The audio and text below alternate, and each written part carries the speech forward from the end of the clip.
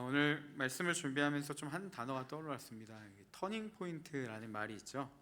흔히 이제 어떤 사람이 변화되는 그 시점, 삶에 이제 변화가 찾아오는 이런 전환점 같은 것들을 이제 터닝 포인트라는 말로 이제 표현하고 있습니다. 사람마다 인생에 터닝 포인트가 다 한 번씩은 있죠. 좋은 스승을 만나는 것이 내 인생의 터닝 포인트가 될 때도 있고, 좋은 배우자, 좋은 친구들, 또 좋은 대학과 좋은 환경 등 여러 가지의 것들이, 이제 환경들이, 상황들이 우리 삶의 터닝 포인트로 다가오는 경우들이 있습니다. 온사랑교회에 와서 사역을 하면서도 이 사역도 제 인생의 좋은 터닝 포인트가 되었습니다. 우리 청년들에게도 저와 유절 목사님을 만난 이 만남이 좋은 터닝 포인트가 되기를 소망합니다. 네, 아멘입니다. 네, 그리스도인들에게는요, 이 공통적인 터닝 포인트가 있습니다. 바로 이 예수 그리스도를 만난 시점이 됩니다. 우리가 예수 그리스도를 믿을 때 이 삶의 전환이 이루어지죠. 가치관이 바뀌기 시작하고요, 삶의 변화가 찾아오기 시작하고, 우리의 성품이 변화되는 그 시점이 바로 이 예수 그리스도를 만난 그때, 이것이 우리 믿음의 터닝 포인트입니다. 오늘 말씀은요, 이 믿음의 터닝 포인트, 이 지점을 잘 이야기를 해주고 있습니다. 21절 말씀 이전과 이후에 너무나도 다른 그 터닝 포인트 점을 나타내고 있는데요, 이전과 이후의 삶이 어떻게 다르고 또 어떤 것들을 나타내는지 오늘 말씀을 통해 함께 보려고 합니다. 먼저 21절은요 이렇게 시작합니다. 이제는 이라고 말을 시작하는데요, 원어적으로 보면 그러나 라는 말이 빠졌습니다. 그래서 이 원래의 의미는 이런 의미가 더 맞습니다. 우리 자막을 한번 볼까요? 그러나 이제는 율법 외에 하나님의 한 의가 나타났다. 이게 더 원어적인 이 해석입니다. 이 탁월한 설교자로 알려진 마틴 로이드 존스 목사님은요, 이 부분을 이렇게 설명했습니다. 성경 전체를 통틀어 그러나 이제는, 이 두 마디보다 더 경이로운 단어는 없다라고 이야기를 했습니다. 그러나 이제는 이라는 말은요, 구약의 옛 시대와 이 신약의 새 시대를 살아가는 그 전환점, 이 터닝 포인트가 바로 이 그러나 이제는 이라는 말이기 때문에 마틴 로이드 존스 목사님은요, 이보다 더 경이로운 단어는 없다, 이렇게 이야기를 했습니다. 그럼 이렇게 볼 수 있죠. 그러나 이제는 21절의 이 앞의 시대는요, 옛 시대를 이야기하고, 이후의 시대는 이 새 시대, 우리가 흔히 말하는 이 신약의 시대를 이야기를 합니다. 바울은요, 지금까지 이 그러나 이제는 이 앞에 3장 20절까지요 옛 시대의 모습들을 우리에게 쭉 열거해 주었습니다. 모든 사람이 죄인이다, 다 하나님의 진노 아래 있다, 이것이 바울이 이야기한 그 옛 시대의 모습이죠.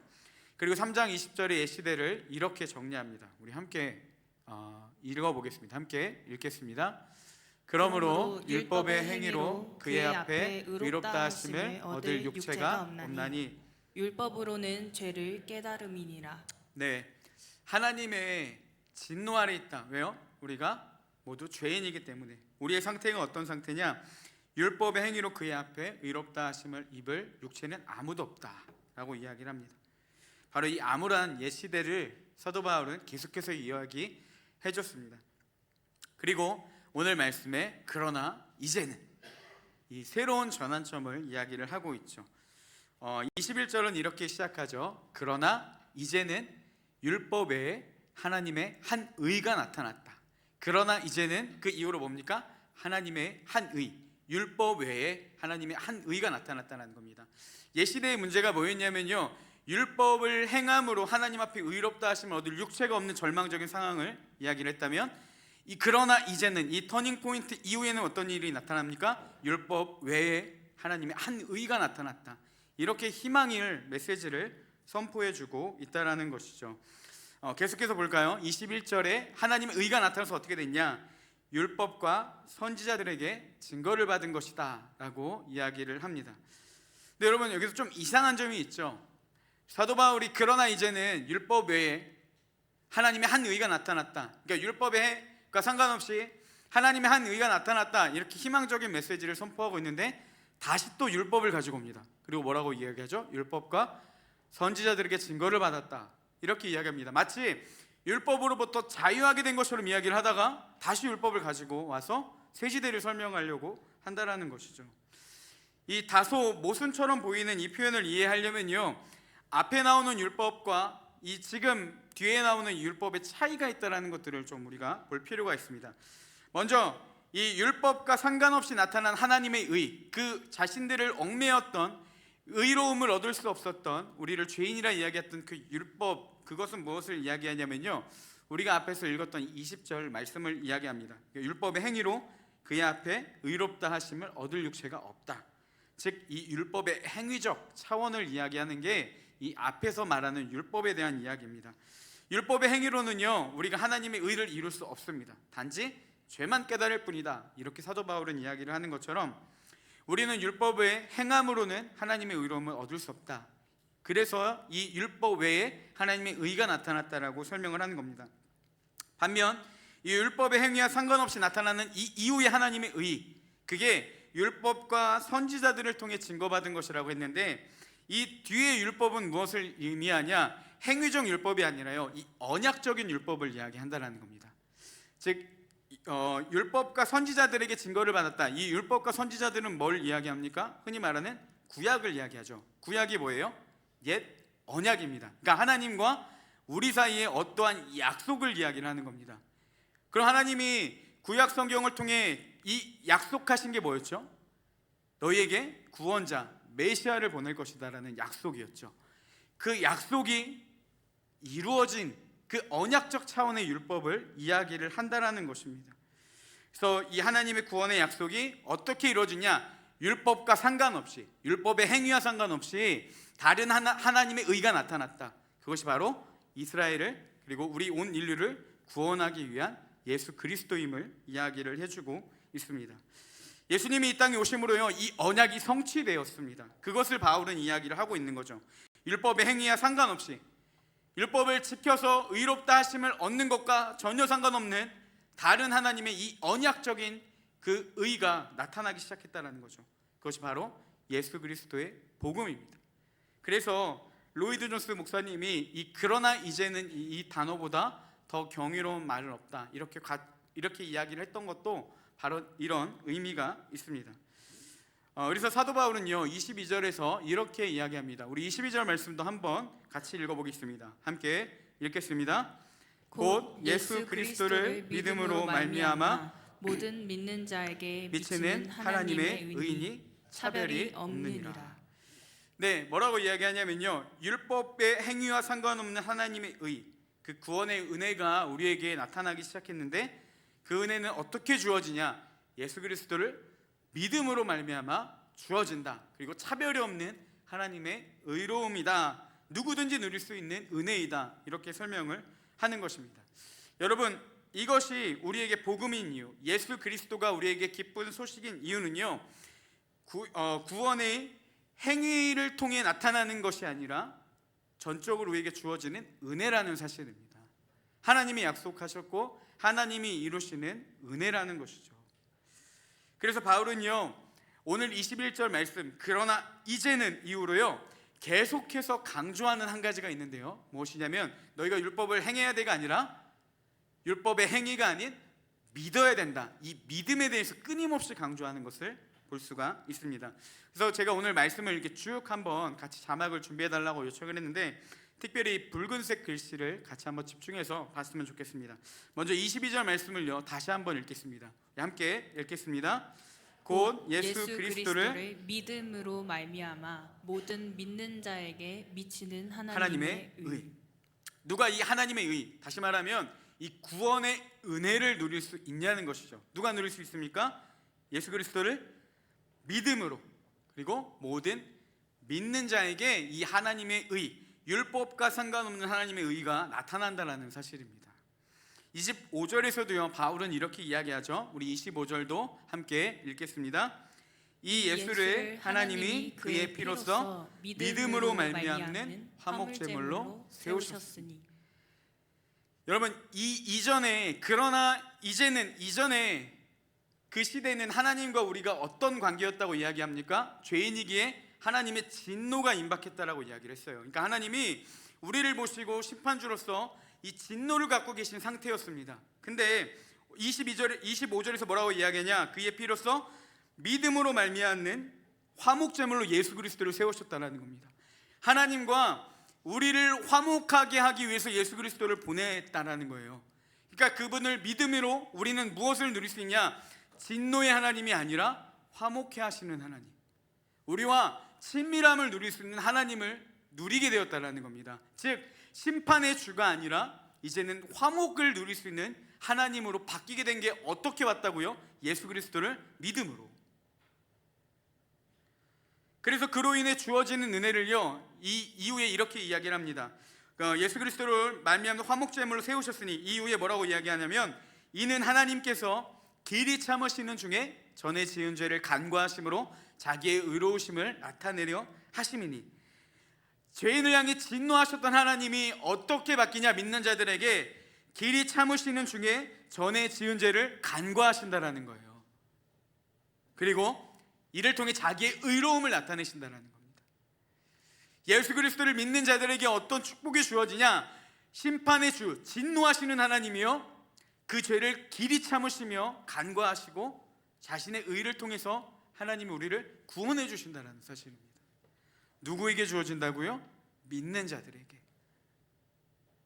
예수 그리스도를 믿는 자들에게 이 놀라운 하나님의 은혜가 주어진다는 사실입니다. 26절에서도 바울은 또 이렇게 이야기합니다. 또한 예수 믿는 자를 의롭다 하려 하심이라. 예수 그리스도를 믿는 자들을 어떻게 하신다고요?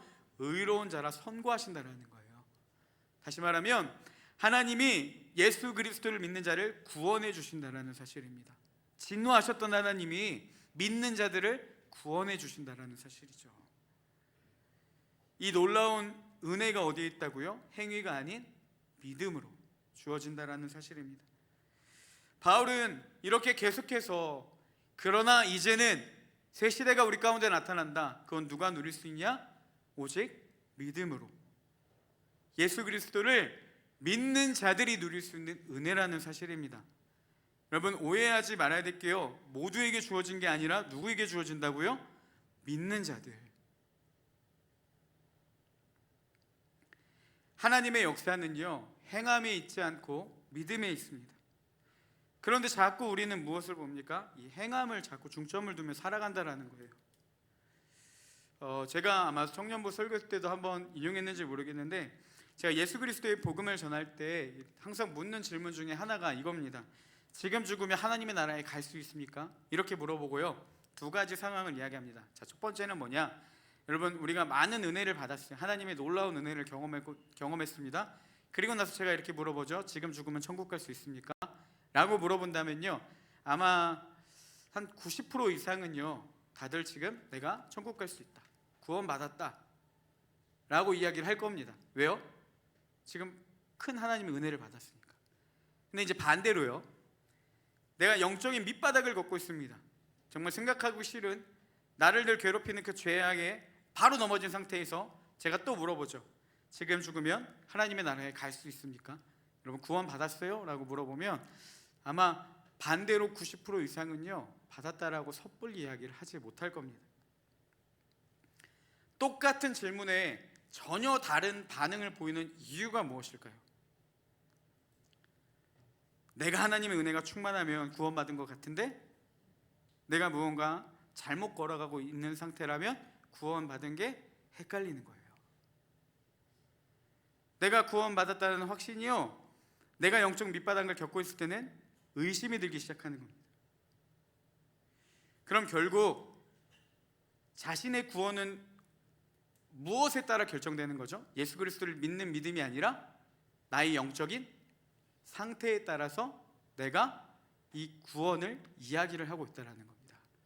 뭐에 주목했기 때문에요? 믿음이 아니라 행위에.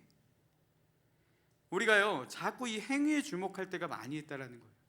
분명히 율법의 행위가 아닌 믿음으로 우리는 구원을 받는 걸 너무나도 잘 알고 있는데, 우리는 우리도 모르는 무의식 중에 계속해서 이 행위를 주목하게 된다는 것입니다. 물론 여러분, 이런 신앙적인 양심은 너무나도 필요하고 중요합니다. 그렇지만 우리가 간과하고 있는 한 가지가 무엇이냐? 결국 이런 모습이 나타나는 이유는요, 우리에게 주어진 구원이 믿음이 아니라 율법의 행위에 있다라고 우리도 모르는 사이에 깊은 내면에 자리 잡고 있기 때문이라는 거예요. 율법의 행위와 상관없는 하나님의 의, 예수 그리스도를 믿음으로 이 하나님의 의를 누릴 수 있다는 걸 너무나도 잘 알고 있는데 우리 삶에 적용이 잘 되지는 않는 겁니다. 그러니까 계속 율법적인 행위에 우리는 주목하게 되는 거예요. 우리 유주열 목사님이 계속 갈라디아서 말씀을 전해주시고 있는데 이 갈라디아서의 거짓 교사들의 특징이 바로 이거였습니다. 사도 바울은 예수 그리스도를 믿으면 구원받는다고 했는데 그들은 자꾸 이야기한 게 뭡니까? 아니야, 그거 플러스 할례까지도. 너희가 행위적인 것들까지 있어야 구원이 완성이라는 것이죠. 우리 안에서도 끊임없이 이야기하는 게 뭡니까? 예수 그리스도를 믿지만 네 상태가 올바라야 된다는 거예요. 잘못된 내 행위를 보고 자꾸만 그 율법이 믿음이 흔들리기 시작한다는 겁니다. 여러분, 이렇게 우리가 믿음으로 구원받는 게 아니라 그 안에 행위를 들어올 때요 나타나는 현상이 하나 뭔지 아세요? 죄책감입니다. 정죄감이에요. 왜요? 내가 말씀대로 행하지 못했으니까, 내가 말씀대로 살아내지 못했으니까 죄책감이 들기 시작하는 거예요. 구원은 무엇으로부터 오는데? 믿음으로 주어지는 건데 자꾸 내가 믿음이 아닌 행위를 바라보게 되는 거예요. 왜? 뭔가를 해야 된다는 생각이 끊임없이 들어오니까. 그러니까 행하지 못하면 죄책감에 빠지고 정죄감이 들기 시작하는 겁니다. 누구든지 예수 그리스도 안에 있는 자에겐 결코 정죄함이 없다라고 로마서 8장 1절에 분명하게 이야기를 하고 있는데 이것을 내가 믿지 못하고 받아들이지 못하니까요 내가 무언가를 행해야 된다라고 생각하는 거예요. 결국 잘못할 때마다 정죄감에 빠지고 죄책감에 빠져서 괴로워하고 끝을 난다는 겁니다. 여러분, 왜 우리가 자꾸 이런 행위적인 것에 그 얽매임에 벗어나기 힘든지 아십니까? 이해가 되지 않거든요. 다시 말하면 믿어지지가 않는 거예요. 믿어지지 않으니까 자꾸 무언가를 행해야 된다고 생각하는 겁니다. 내가 무엇을 해야 하나님이 나를 더 사랑하실 것 같고, 내가 무언가를 해야 하나님이 나를 더 잘 구원해 주실 것 같거든요. 물론 나쁜 의도는 전혀 아니었겠지만요, 여러분, 이런 생각 안에는 우리가 간과하고 있는 중요한 사실이 무엇이냐? 하나님은 전적으로 믿는 자들에게만 주셨는데 우리가 자꾸 그 공로를 가로채려고 한다는 사실입니다. 하나님의 전적인 은혜와 구원, 그분을 향한 사랑은 믿기만 하면 우리에게 주어진 건데 자꾸 믿기만 하면이 아니라 무언가를 행해야 된다라고 하나님의 은혜와 사랑을 우리가 깎아내리고 있다는 겁니다. 무엇이요? 무언가를 행해야 된다는 그 생각들이. 믿음은 무엇입니까? 그럼에도 불구하고 나를 품어주시는 하나님, 내가 아무것도 행하지 않아도 나를 사랑하시고 나를 구원해 주신 하나님, 삶이 엉망일지라도 믿기만 하면 누구에게나 차별 없이 주어지는 그 구원의 하나님, 그 사실을 끝까지 받아들이는 것, 이게 믿음이라는 겁니다. 제가 아이를 키우며 한 가지 깨닫게 된 사실이 있습니다. 제가 10살 된 남자아이가 있는데요, 하준이가요, 제가 아빠라는 사실을 한 번도 잊은 적이 없다는 거, 제가 이걸 깨달았습니다. 하준이가 제가 하준이 아빠라는 사실을요 한 번도 의심하거나 믿은 적이 없습니다. 놀랍지 않습니까? 대단한 믿음 아닌가요? 뭐 당연할 수도 있겠죠. 제가 가끔은요 화를 주체하지 못해서 이제 저도 사람인지라 이제 이 아이가 또박또박 말대꾸하면 저도 이제 막 화가 막 머리 끝까지 날 때가 있습니다. 참다가 이제 화를 내기 시작하죠. 그래서 이제 화준이에게 막 뭐라 합니다. 때로는 소리치기도 하고 엄청 혼을 내면요, 혼나고 나면 이제 저녁이면 혼나고 나면 하준이가 늘 하는 말이 있습니다. 뭐냐면 아빠 같이 자자, 이렇게 이야기를 해요. 이해가 되세요? 뒤지기 많이 혼났는데 혼이 끝나고 나면 아이가 뭐라고 얘기하냐? 아빠 같이 자자. 대단한 믿음 아닙니까? 잘못했으니까 오늘은 아빠의 아들의 대우를 못 받을 거야. 내가 오늘 잘못해서 아빠가 나를 재워주지 않을 거야. 한 번도 의심하지 않아요. 엄청 화를 내도 하준이는 뭐라고 이야기하냐? 아빠 같이 자자, 이렇게 이야기를 합니다. 때로는 너무 화가 나서 하준아 너 오늘은 안 되겠어, 아빠가 너무 화가 나서 안 되겠어, 그러니까 너 오늘 혼자 자, 이렇게 이야기를 할 때도 있습니다. 저희 아이가 정말 무서운 체벌의 두 가지가 있는데 하나는 뭐냐? TV 보지 않는 거, 또 한 가지는 같이 안 자는 겁니다, 저랑. 근데 이제 두 번째 거는 이제 제가 활용을 한 거예요. 그러면 이제 아이가 막 울먹이며 안 돼? 알겠어. 이렇게 이야기를 합니다. 근데 이 녀석이요, 여기서 끝나지 않아요. 그 다음에 바로 뭐라고 이야기하는지 아세요? 그럼 내일은 같이 자자. 이렇게 이야기를 합니다. 정말 뻔뻔해요. 그래서 잔뜩 화가 난 것도 모르고 내일은 같이 자자. 이러면 저도 이제 그래, 내일 너 하는 거 봐서 같이 잘 거야. 그러면 알겠어. 그럼 내일은 같이 자자. 이러고 지 혼자 들어가서 잡니다. 자기가 아빠 아들이라는 것을요, 한 번도 의심하지 않고요, 아들로서의 권위를 다 누리며 살아갑니다.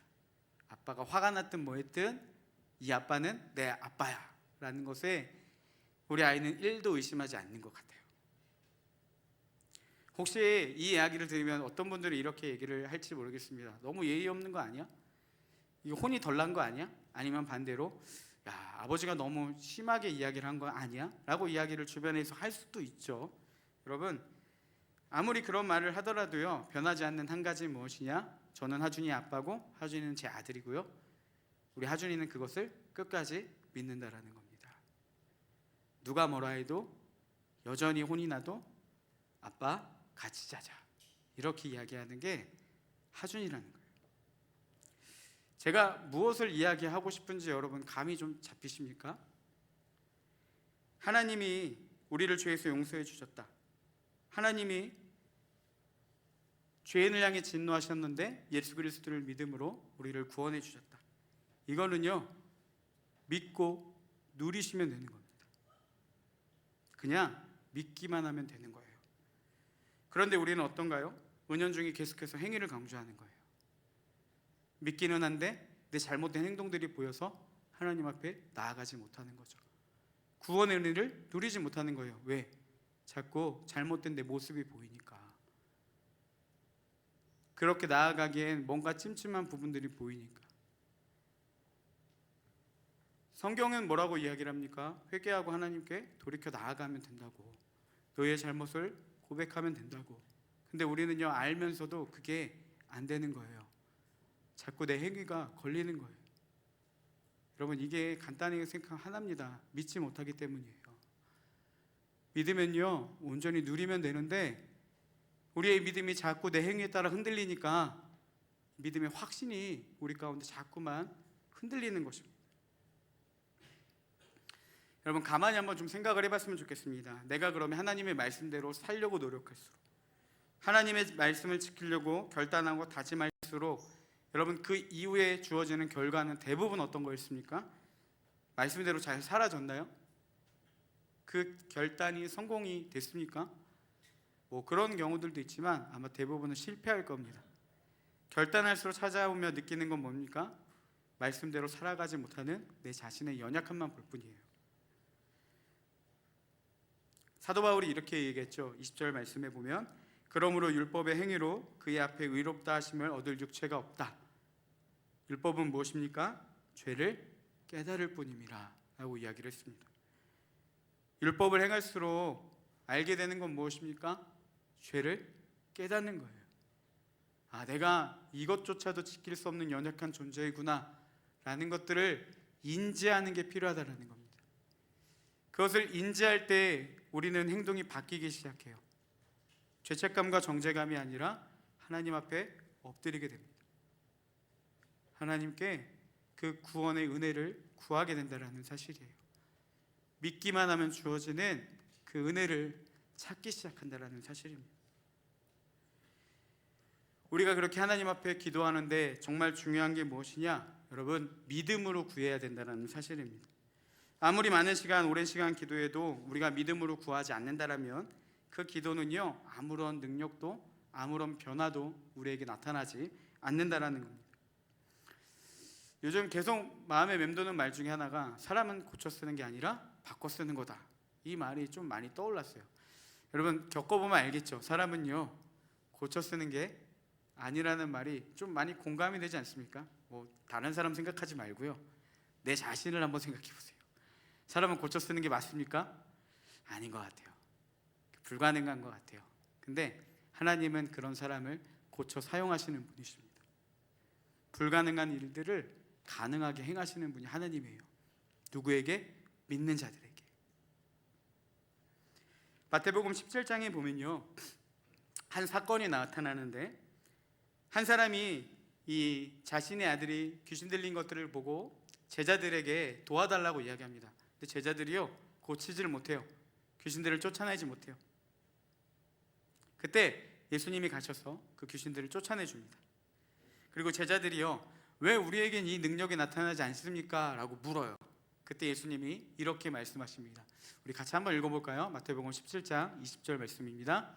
만일 너희에게 믿음이 겨자씨 한 알만큼만 있어도 이 산을 명하여 여기서 저기로 옮겨지라 하면 옮겨질 것이요 또 너희가 못할 것이 없으리라.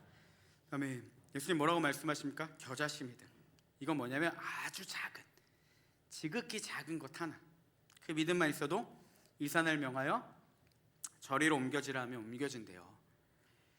너희가 못할 것이 없대요. 근데 왜 그들이 못했습니까? 믿음이 없기 때문에. 그 작은 믿음조차 없었기 때문에 그 일들이 일어나지 않았습니다. 여러분, 그리스도인에게 정말 중요한 덕목이 무엇이냐? 믿음이에요. 믿는 대로 하나님은 말씀을 통해 역사하시는 분이십니다. 우리가 오랜 시간 신앙생활을 하면서 왜 그 능력들이 나타나지 않는지 아십니까? 믿지 않기 때문이에요. 그리스도인은 믿음으로 살아가는 자들입니다. 믿음으로 살아가는 자들은요, 반드시 하나님의 역사를 경험하게 되어 있습니다. 이렇게 정의할 수 있죠. 그리스도인은 믿음으로 살아가기 때문에 하나님의 능력을 경험하고 체험하는 자들, 이게 그리스도인이라는 사실입니다. 우리가 믿지 못할 때, 하지만 우리가 그분을 온전히 신뢰하지 못할 때 이 놀라운 능력들, 그리스도인들이 마땅히 누릴 수 있는 기적을 우리가 경험할 수 없게 된다는 것이죠. 지난번에도 누가복음 9장 말씀을 나눴지만 예수님 분명하게 이렇게 말씀하셨습니다. 누구든지 제 목숨을 구원하고자 하면 잃을 것이요 누구든지 나를 위하여 제 목숨을 잃으면 구원하리라. 근데 세상은 반대로 이야기하죠. 누구든지 제 목숨을 위해 살면 구원을 얻지만 누구든지 제 목숨을 잃으면 반드시 죽을 것이라고 이야기를 하죠. 하나님의 뜻대로 살지 못하게 만듭니다. 인생을 걸지 못하게 만들어요. 왜요? 너희들 그럼 죽을 것이라고 우리를 두렵게 하기 때문입니다. 여러분, 그럼 우리는 과연 무엇을 믿어야 되겠습니까? 이성은 알아요. 지식적으로는요, 우리가 누구든지 제 목숨을 구원하고자 하면 잃는다는 것을 압니다. 근데 삶에서는 적용이 되지 않아요. 간단하게 말해서 무엇이 문제입니까? 하나님의 말씀이 아니요, 우리의 믿음이. 왜 구원의 역사를 경험하지 못하겠습니까? 누구든지 제 목숨을 구원하고자 하면 잃지만 제 목숨을 잃으면 구원하리라. 제 목숨을 잃으면, 이게 믿어지지 않으니까 그 하나님의 구원의 역사를 경험하지 못하게 되는 것입니다. 믿지 못하니까, 두려우니까, 세상이 더 신뢰하니까. 그러니까요, 우리 안에 끊임없이 보이지 않는 하나님에 대한 경험이 나타나지 않는 거예요. 무엇으로 증명하겠습니까? 그분을.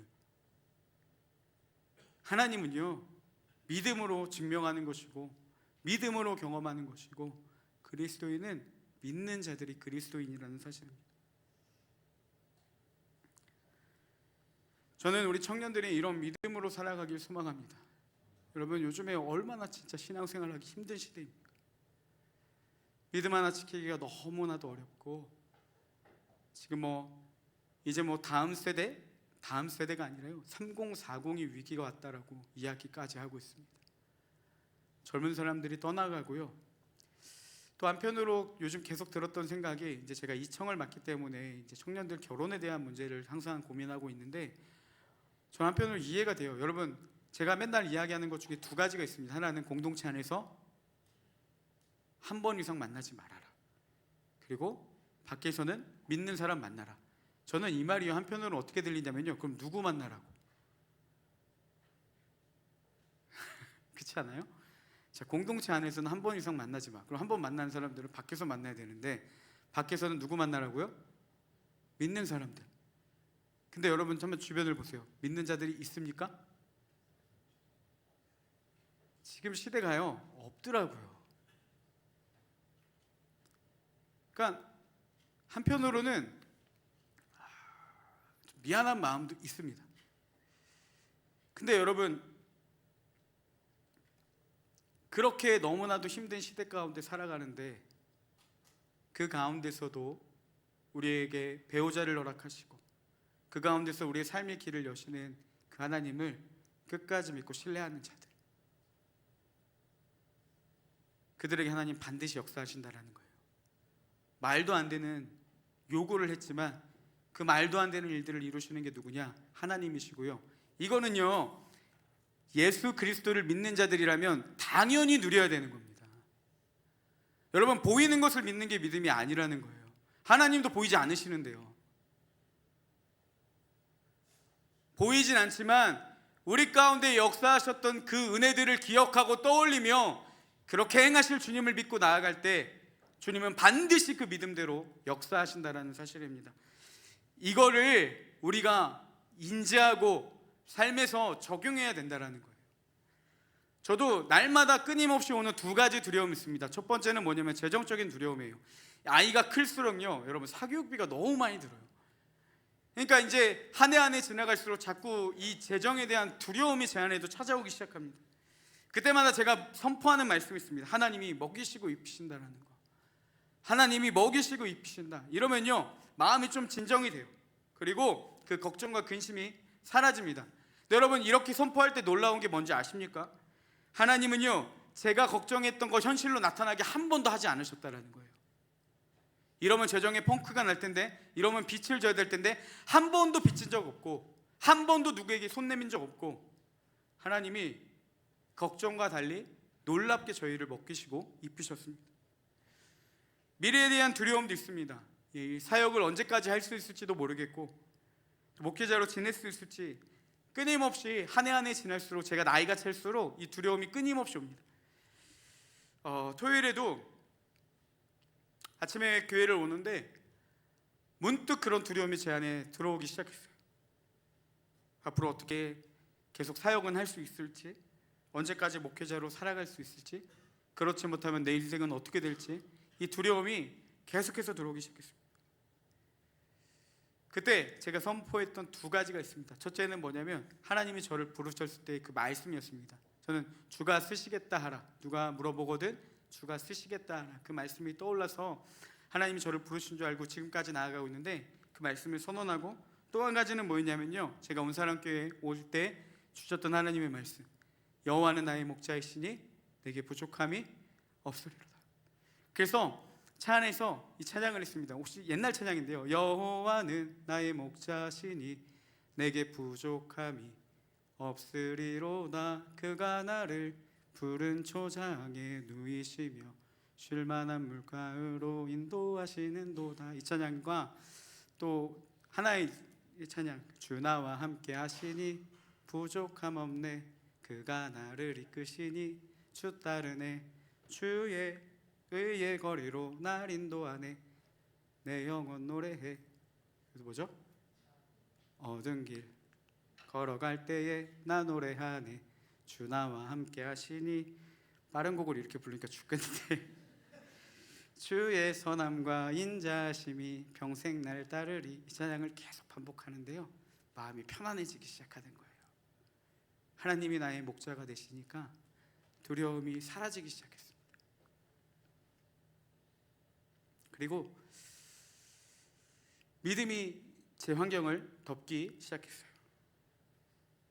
그렇게 일들은 제 삶에서 계속해서 반복적으로 나타나고 있습니다. 그때마다 하나님의 말씀을 붙드는 거예요. 그러면 그 걱정들로부터 자유할 수 있습니다. 세상은요, 끊임없이 우리에게 이야기합니다. 야, 믿으면 돼? 여러분, 정말 믿으면 됩니까?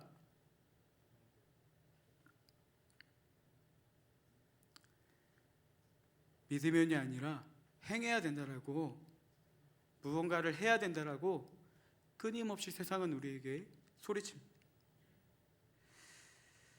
물론 우리 입장에서도 이렇게 생각할 수 있습니다. 진짜 믿기만 하면 되나? 믿기만 하고 아무것도 안 하는 건 문제가 아닌가? 물론 맞습니다. 여러분, 믿기만 하고 아무것도 안 하는 건 문제입니다. 근데 사실은요, 믿기만 하고 안 하는 게 문제가 뭐냐면요, 그 믿기만 하고 안 하는 게 어떤 문제가 있냐면 아무것도 안 하고 싶은 핑계로 믿음을 이용하기 때문에, 그 믿음이 진짜 믿음이 아니기 때문에 이야기해요. 여러분, 믿음은 어떤 믿음이냐? 로마서 3장 31절에는요 이렇게 기록되어 있습니다. 그런즉 우리가 믿음으로 율법을 파기하느냐? 그러면 우리가 믿고 아무것도 안 하는 게 하나님의 율법을 파기하고 마음대로 살아가는 거냐? 그럴 수 없느니라. 도리어 율법을 굳게 세우느니라. 믿기만 하면요 하나님이 그 말씀대로 살아가게 하신다라는 거예요. 우리 안에 그런 마음의 감격과 감동을 주셔서 우리가 행할 수 있는 은혜를 주신다라는 겁니다. 행함을 통해 이 은혜를 누리는 게 아니라요, 믿기만 하면 하나님이 그렇게 행할 수 있도록 우리의 걸음을 인도해 주신다라는 거예요. 비슷하지만 굉장히 큰 차이가 있다라는 사실입니다. 이제 말씀을 정리하겠습니다. 우리 찬양팀 좀 준비 좀 해주시고요. 여러분, 두 가지를 좀 돌아봤으면 좋겠습니다. 첫 번째는 우리가 율법의 행위를 강조하고 있지는 않은지, 노력해보고 결단해보고 안 돼서 실패감에 빠지거나 반복되는 죄책감으로 인해 괴로워했던 모습들이 있지는 않은지, 그럴 때 우리가 반드시 붙잡아야 될 게 무엇입니까? 우리의 죄를 구속하신 예수 그리스도. 우리의 죄의 모든 문제를 예수 그리스도가 해결해 주셨다라는 믿음을 발휘해야 된다는 겁니다. 그 믿음을 갖고 나아갈 때 주님이 우리를 행할 수 있는 은혜를 허락해 주신다는 거예요. 두 번째로, 우리의 이 믿음을 포기했던 삶의 영역들이 없는지 돌아봤으면 좋겠습니다. 세상의 이치를 따르고 적당히 타협하고 살아가는 것. 야고보 사도는 뭐라고 말하면요, 이런 사람들은 두 마음을 가진 자고 바람에 날리는 겨와 같다고 이야기를 했습니다. 정함이 없는 자고요, 악한 자라고 이야기를 했어요. 우리 안에 이 믿음이 발휘되지 못하는 영역들, 나도 모르는 사이에 행함을 강조하고 두려움 가운데 세상의 이치를 따르며 살아갔던 삶의 영역들 가운데, 여러분, 믿음은 단순한 거예요. 하나님이 나를 이끄신다, 하나님이 나를 인도하신다, 그것만 붙잡으면 되는 겁니다. 하나님의 말씀만 붙잡으면 되는 거예요. 이게 믿음입니다. 왜 그리스도인들이 계속해서 약해지고 무능해지는지 아십니까? 믿지 않으니까. 왜 우리가 자꾸 연약해지는지 아십니까? 믿지 않으니까. 믿었다라고 우리 스스로를 속이거나 그렇게 적당히 타협하며 살아갔으니까.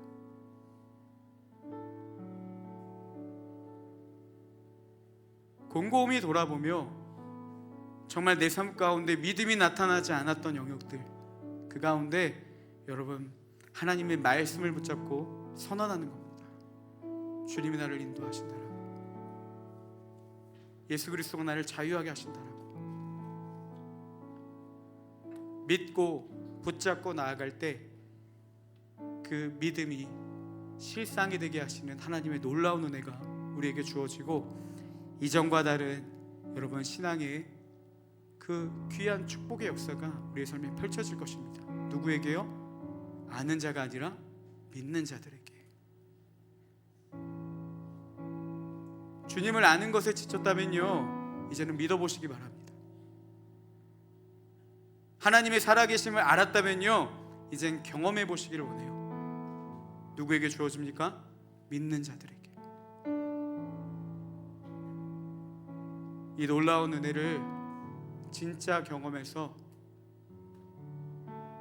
우리의 삶 가운데 그 하나님의 놀라운 역사를 경험하고 나아가 우리의 삶이 예수 그리스도의 귀한 복음의 증인으로 나타나는, 예수님의 산 증인이 되는 우리 온사랑의 모든 청년들 되기를 주님의 이름으로 축복합니다.